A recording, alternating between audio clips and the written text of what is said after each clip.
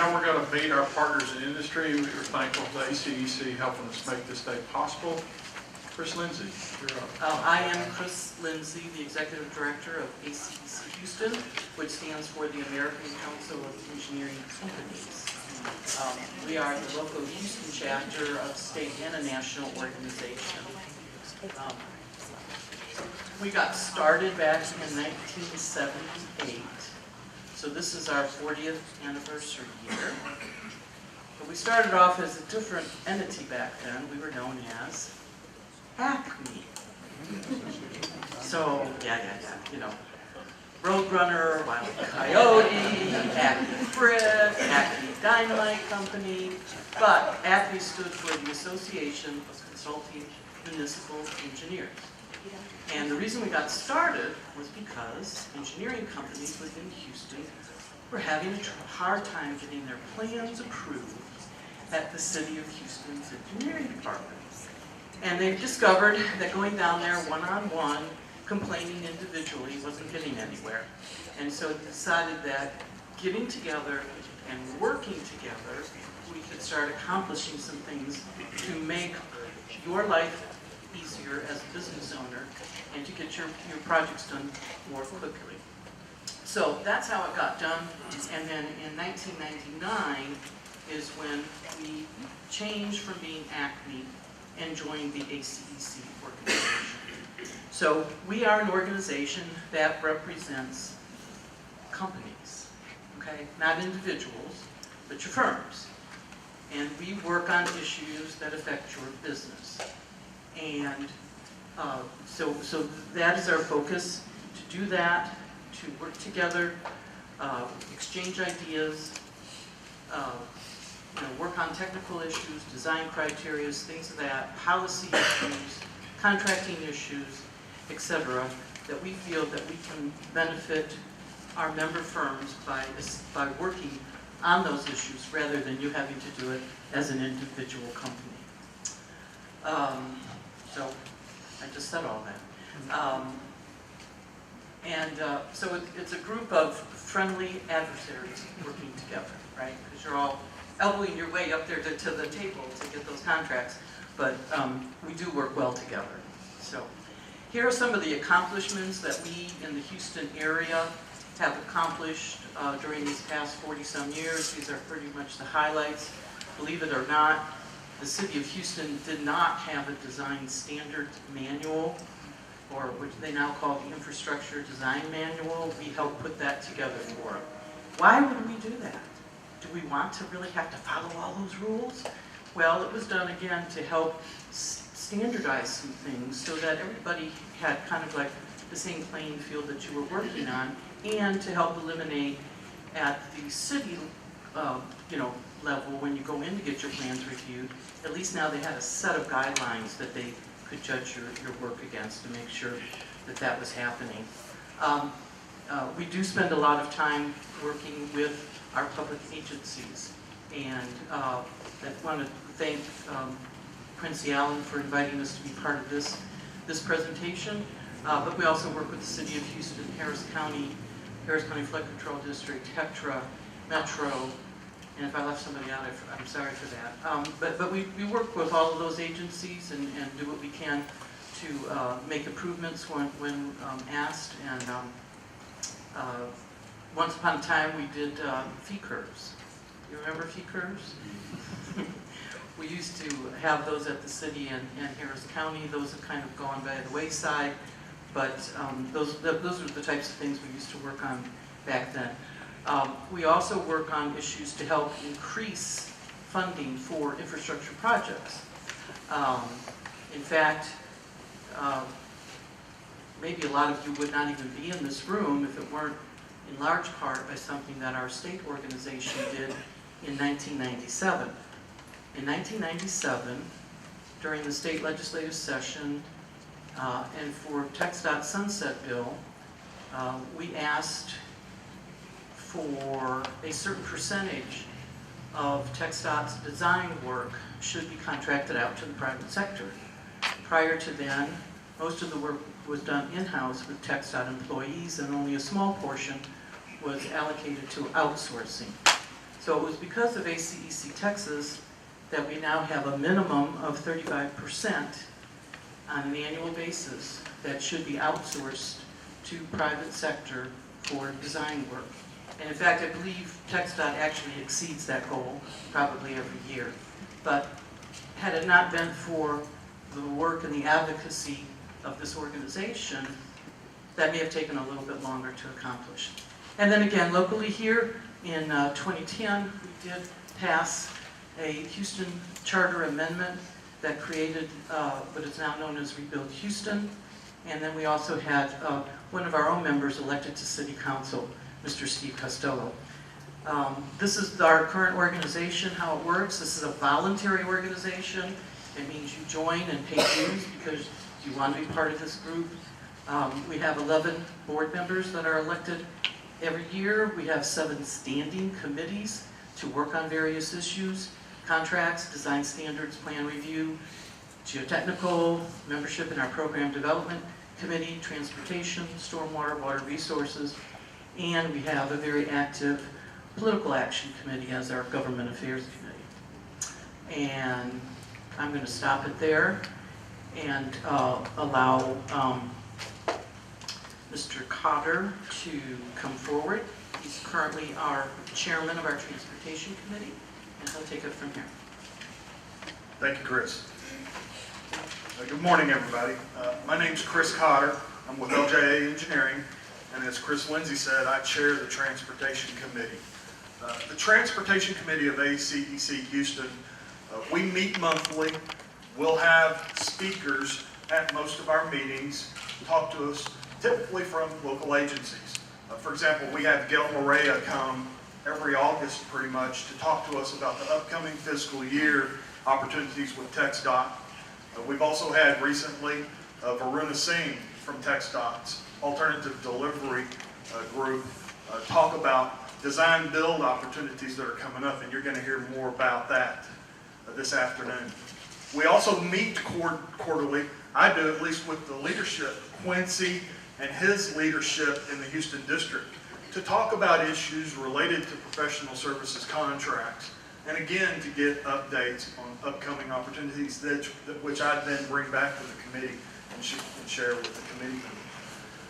We're also involved with some special projects or programs with the TxDOT Houston District. We've worked in the past with them on project delivery workshops, which are workshops targeting local sponsors and consultants that work for local sponsors like cities and counties on how to work through the project development process when you're utilizing federal funds for your locally sponsored projects. We've also worked with the district on planning and presenting permitting workshops so that there can be communication between TxDOT staff and the consultant community and developers on how to go about obtaining permits for access to TxDOT facilities. And then today's program is another program that we're glad to be a part of. Quincy, the Houston District, and Quincy specifically, was very proactive about wanting to reach out to the DBE community and asked us if we would help, and we said, sure we will. So you've heard from Chris Lindsay, our Executive Director. You've heard from me a little bit about what the Transportation Committee does. Now we're going to follow that up with 3 short presentations by local hub firms that, hub and DBE firms that are members of ACEC Houston, and they're going to give you some real brief success stories about how they have gotten into and started working for TxDOT projects. And then we'll have a couple of prime providers, bigger firms that traditionally do work for TxDOT, talk about real quickly what they look for when they're selecting sub-providers, whether it's a hub, a DBE, or a non-hub DBE. And then following all that, and that's just going to take another 15 or 20 minutes, we're going to break for lunch. And during the lunch, we're going to have, Quincy, what are you calling it? Speed networking? I slipped up and called it speed dating, but Raquel always likes it when I mix things up. But it's speed networking. And if you guys want to do something else, then Maybe after 5. Okay. Bottom line is, we're going to have, I've got 4 firms at least here today: AECOM, Atkins, Cobb Finley, Costello, H&TB, Jacobs, LJA, Michael Baker, Parsons Transportation Group, Stantec, and WSP. These are firms that do a lot of work for TxDOT, a lot of prime work. And they're doing work both in the traditional design, bid, build, delivery method, and also in alternative delivery methods in design build projects. But they'll be available to talk to you about the work that they do for TxDOT and how there might be opportunities for you. So, real quickly, let's hear from 3 of ACEC's DBE member firms that have had success stories. We've got 3. First, from Geotest Engineering, we're going to have Ravi Yanamandala. I know him as Ravi, and that's how I usually refer to him. With Transcend Engineers, we have Raj Basavaraju. Excuse me, that was terrible. I know him as Raj though. From White Oak Engineers and Planners, we're going to have a husband and wife pair, Cliff and Jolene Rock. So, Ravi, you want to come up first and give a brief overview, quick overview? Thanks. Thank you, Chris. Ravi Yanamandala. How difficult can it be?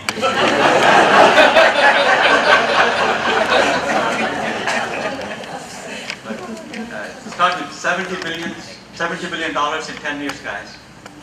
It's unbelievable numbers. First, I want to thank Mr. Quincy Allen, Raquel Lewis, and Chris Lindsay and Chris Carter from TxDOT and ACEC for this opportunity to share a few things. I know time is very short, but I just want to start off. Again, my name is Ravi Yanamandala with Geotest Engineering. We are a local small business with TBE and hub certifications, and we have over 50 employees, primarily work in the greater Houston area. And thanks to TxDOT, we are able to work all around the state for the last 2 years. I know Quincy doesn't like it. He says good firms should stay only in Houston district. But anyway, so I want to share what we did in the last few years, especially when it comes to TxDOT or in general other agencies also. We are primarily a sub firm. We actually sub to prime firms around Houston. Our disciplines are geotechnical engineering and materials testing and some environmental work that we do. But whatever I say will be applicable to prime firms also, because you all can, if you're all trying to become a prime, you can start as a sub and then team up and then grow as a prime. That's what it takes. So I want to share how we do things in terms of market outreach, business development, and relationship development and management. The one thing we do diligently is attend events. Some of you who are maybe coming here for the first time, which is a good start. And there are so many events that happen around Houston and around Texas. First thing I would urge, if you're not a member of ACEC, I would strongly recommend become a member of ACEC. That is where all the action takes place. All the primes come there, and then you can get involved in committees. For TxDOT work, like Chris Carter said, get involved in transportation committee. Very small group of people, but very influential decision makers. You can make an impact and you can provide value. You can provide your information about what you can do over there in a smaller setting. And then when it comes to events, this is one of the many events that happen. I know some of you attend a lot of events. If not, this is what we do. I am not saying you have to do all these events, but this is something that will really help to get your name out there. There is a conference, a SASTO conference happening in August in Houston. I would strongly recommend attend that one, even if you don't know anybody. Just come over there, and you will meet people, and the next event you will know some people, and then the next event, and so on. And the next event I want to talk about is a short course that happens in October 15th to 17th this year in College Station. It happens every October. It starts on a Monday night and goes on until Wednesday afternoon or so. Even if you can't attend the whole event, at least come to the Fajita Fiesta, that evening or networking event, you can go back. And then Transportation Forum that happens usually in January, February every year in Austin or San Antonio. That's also hosted by TxDOT. There will be 1,300 to 1,500 people coming over there. A lot of primes, a lot of decision makers, agency folks. So really great time to interact. But there's one thing I want to share with you, maybe a part of wisdom. A lot of times as a small business we think, is it really worth going over there? Absolutely yes. You have to go there. You must be present to win. You have to show up. Okay? You must be present to win. So that's how we started. I started personally with our company. And also sometimes we think as a small business, this is my philosophy. We're always short half a person. We think, oh, wait, I can manage it. As soon as we have another person, we are short another half a person again. So please remember that. So just hire somebody. As soon as you think you get busy, just hire somebody to do the production. We just go out there or vice versa. Just be out there and just constantly reach out. If somebody sees you 10 times a year, they will not forget you. So this is what I would like to share. And yeah, I think I covered pretty much everything. And if you have any questions or anything, I know time is very short. I'll be around. I can pass my business cards and be in touch with you. Thank you all.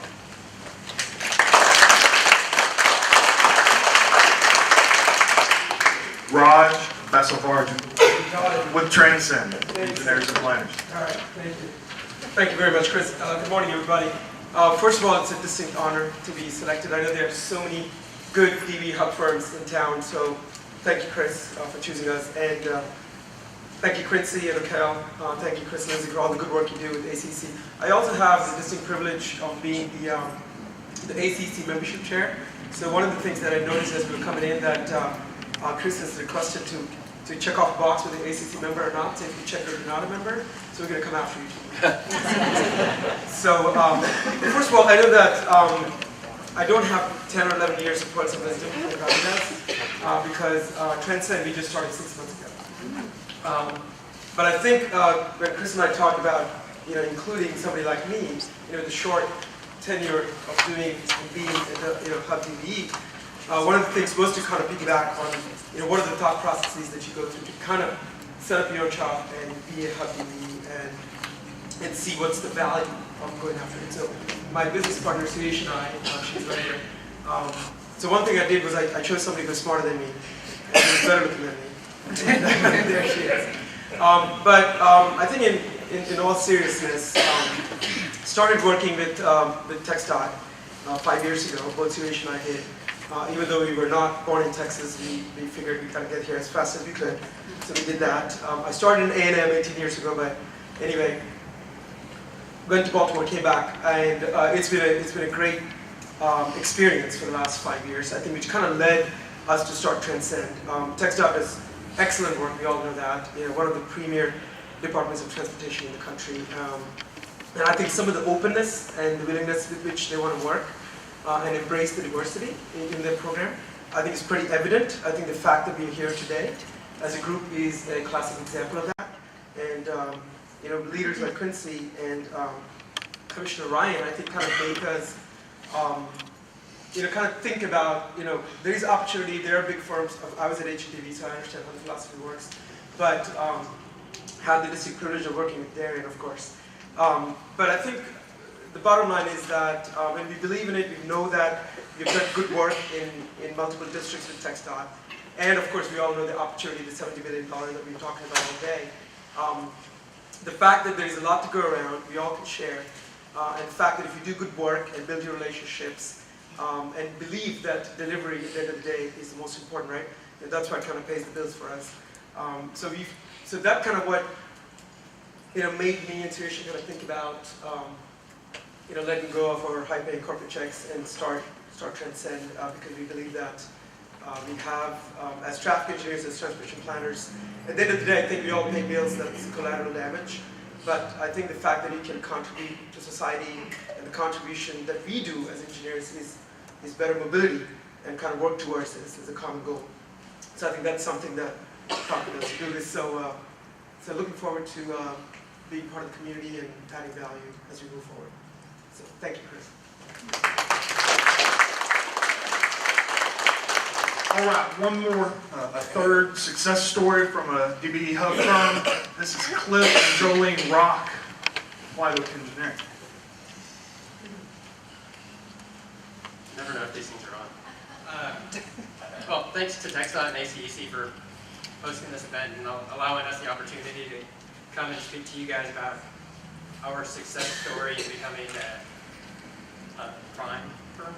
I'm going to share just a real quick introduction of our company, and then I'm going to hand it off to Joe Lane, who will give 5 steps to becoming, a firm. My name is Clifford Rock. I'm a professional engineer, and I'm the founder and principal of White Oak Engineers and Planners. We're a civil and transportation engineering firm that has existed for the last 2.5 years. I opened up the firm primarily because I wanted to have long history of just wanting to own my own company. But then after the passing of Proposition 1 and the verge of the passing of Proposition 7, I could see optimistically that with increased funding that there may be increased project opportunities. So I decided to open up the firm.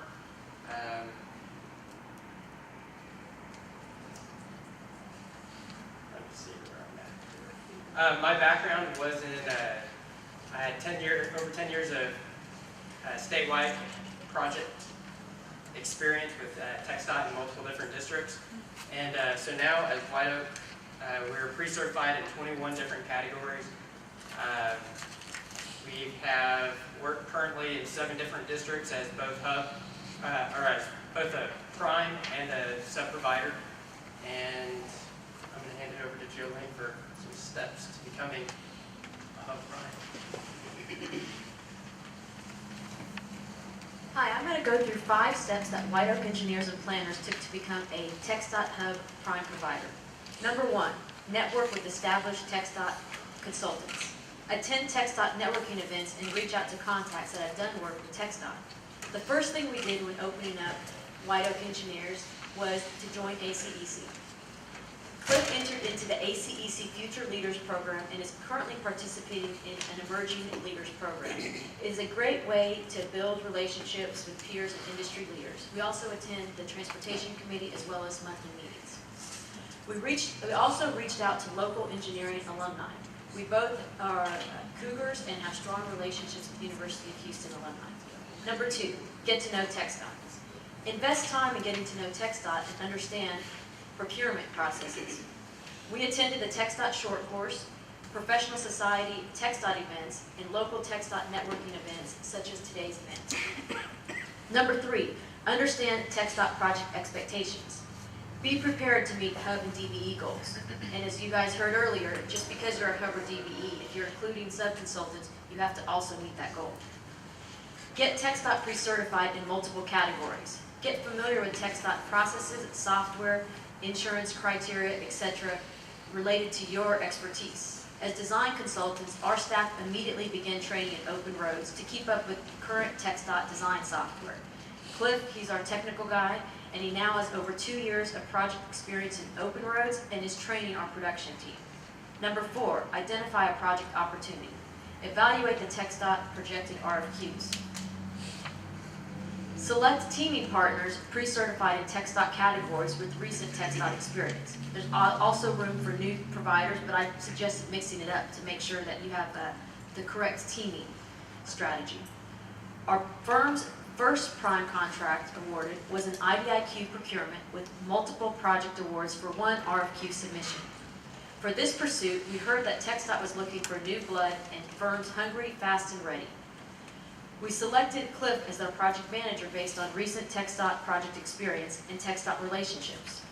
He had recently completed a successful signature project in the district that we won, and we have received our first work authorization in that district that we won, in Dallas district, and are developing a PS&E. We hope to win in Houston in the future. Number 5, submit a quality proposal. The most important thing is don't get disqualified. Comply with all RFQ requirements. Learn how to fill out forms or hire someone to assist. Check the website for addendums on latest forms. I cannot emphasize TxDOT, they post everything on the website. An addendum could be posted the day before and you need to make sure that you comply. Deliver the SOQ on time. And then the hardest part is patiently wait with optimistic hope as TxDOT reviews the proposals.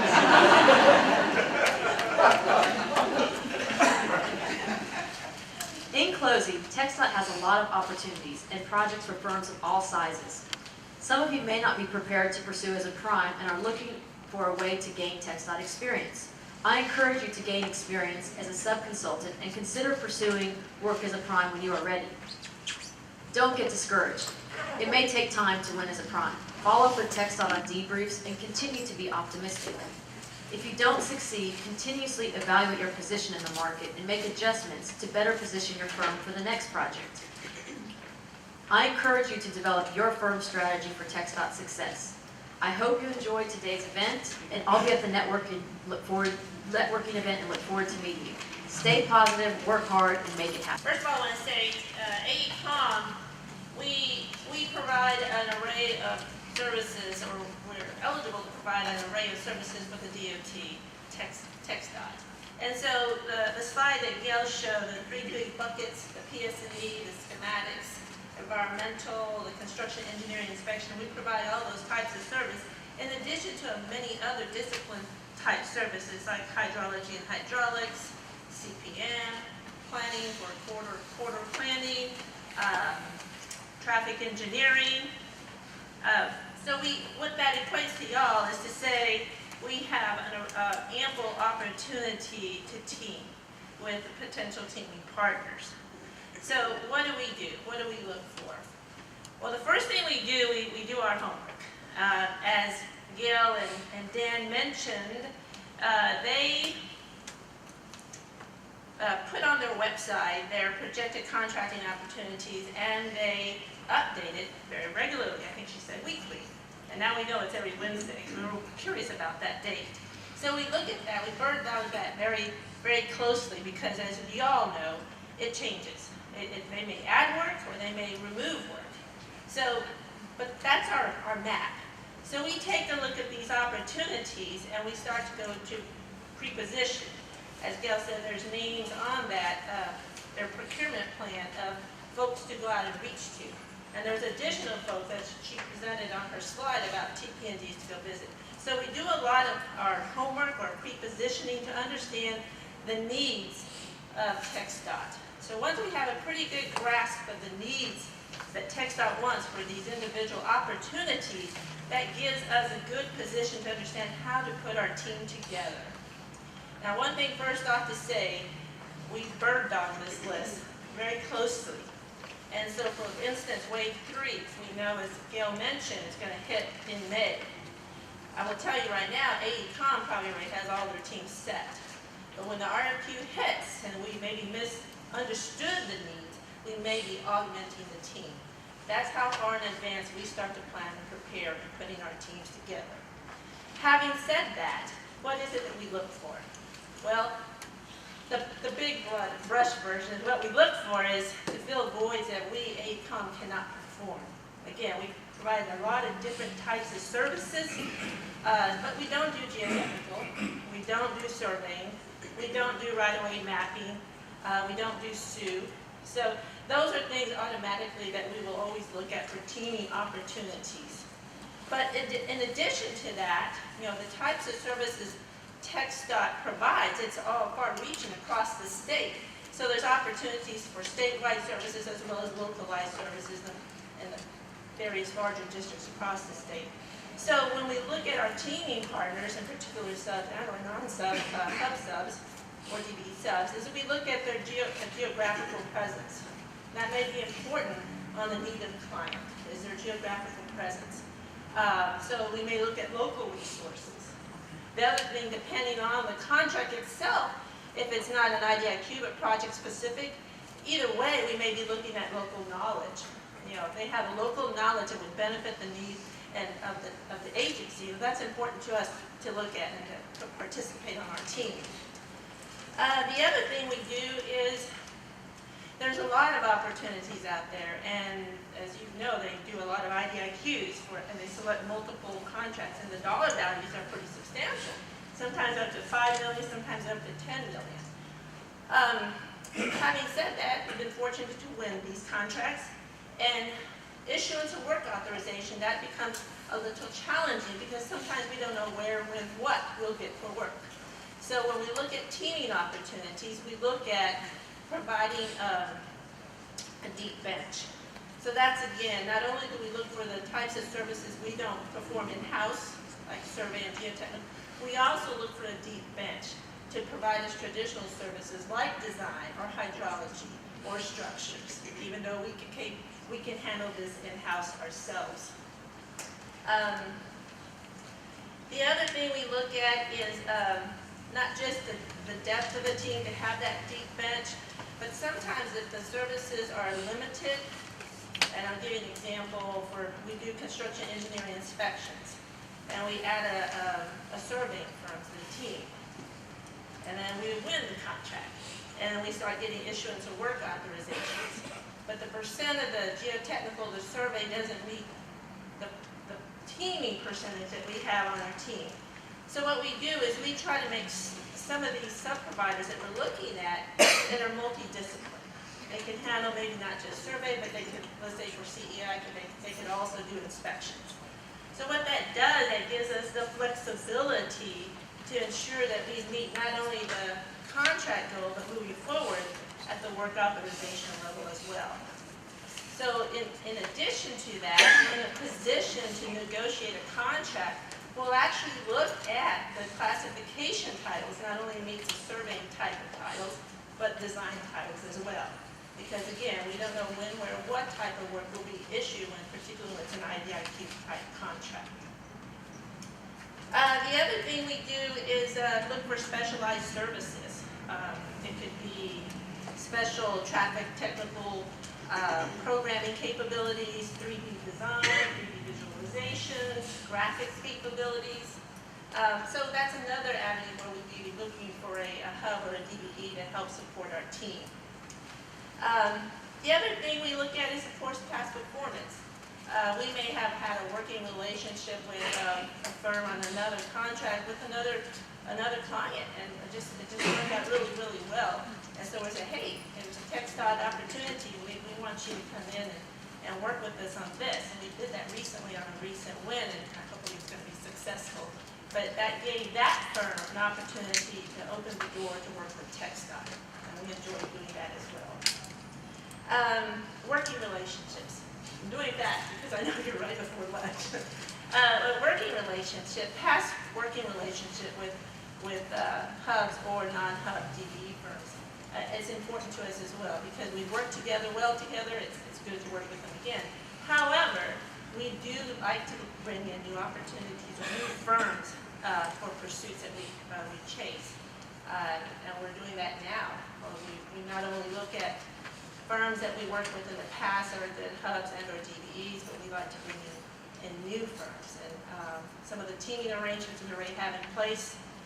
Gabe Johnson's here from AECOM, Rich Squires here also from AECOM during the networking session. We'll be to chat with them as well. But we do look at that as an advantage for us, and not only to bring in new hub and DBE partners to TxDOT. But the bottom line is we're looking at how we can best meet the needs of TxDOT. So that's it in the short since I know you've got another presenter. But we'll be here at the networking session if you wish to talk to us more. Thanks, Elvia. So our last presenter will be AJ Wadaki. AJ is with Parsons Transportation Group, a large firm providing services to TxDOT across Texas. I've been in your shoes before. I worked for a DBE firm for 11 and a half years, became a principal part of that before I grew out and went to some of the bigger firms, ended up at Parsons. But I've worked with Nathan and Bob here for years, and Gerald over there is a former employee at Upsilon. He's at IMS now. Jennifer, who's with Avalis and worked with the BRS. So, you know, I know what you go through, and the biggest thing I can tell you as a DBE firm and growing a business is take care of your business. When you gotta deal with the prime to take care of your certain scope of work and for a certain fee, get it done on time. You do those two things, you'll get another one, and you'll get an opportunity to keep growing your business. I've been doing this a long time. I've always met and will always meet my DBE hub goals on contracts. It's not an option for me. So that's just a part of it.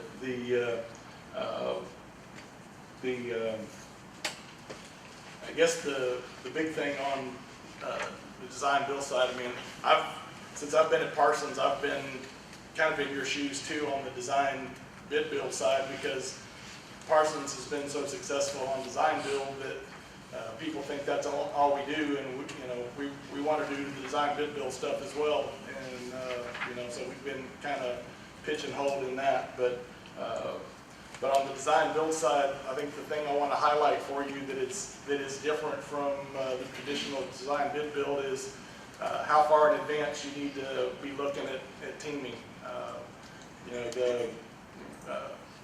Varuna's going to talk to you later about the I-45 Segment 3 North Highway improvement project. We started putting our team together and looking at teams and contractors that we wanted to work with probably 2 years ago. You got to do your upfront legwork. You got to talk to Quincy about what's coming down the pipeline. The APD folks, Varuna and everybody else, the folks in Dallas and in Austin who've got their alternative delivery stuff coming. Find out what it is. You've got to have relationships with contractors. That's completely different than what you're used to on the design bid build side. When I came to Parsons a little over 5 years ago, one of my primary focuses was, my primary client wasn't always Quincy. The contractors were also my clients, and I had to go visit with them. So you need to go get in their door and talk to them if you're interested in the design build side of things. It's a different animal. It's fast. You think 30, 60, 90 on a TxDOT traditional project is fast paced. Ask Tanya over there about fast paced on design build. Your nights and weekends aren't your own anymore. So that's all I can tell you. If you want to be successful, we'll be over here later on the meet and greet or whatever, and we'll talk some more about that. So thank you for having us. Thanks, AJ. Chris Lindsay, I think you wanted to wrap up? Okay. Thank y'all, and I look forward to visiting with you at lunch. And I wanted to take this opportunity to highlight something that I probably overlooked earlier. But I want to let you know that ACEC Houston is not just an organization made up of, old white guys who, own all these big prime companies. We have matured over time, and we're quite diverse. We have a number of a mixture of firms within our organization, and we represent them as well. And I want to give you an example. Under City of Houston, Mayor Bill White, that was the last time that there was a disparity study that was done for professional services.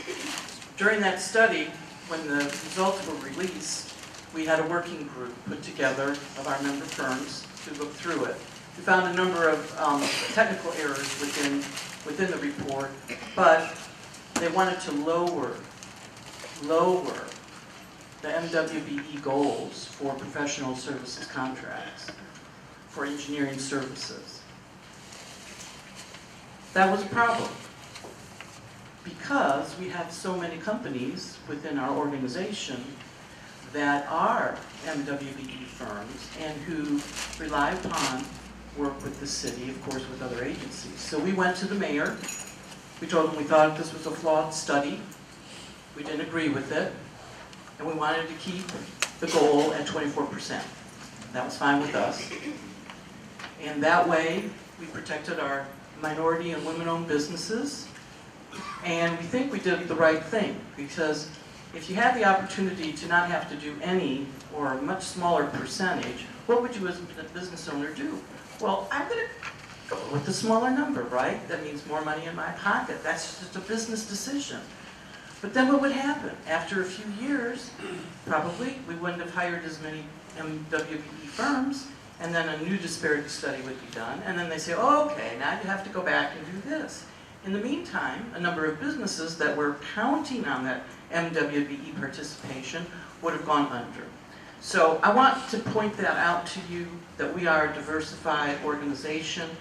We are looking at the big picture, and we're trying to represent all of our member firms. So with that said, please join us.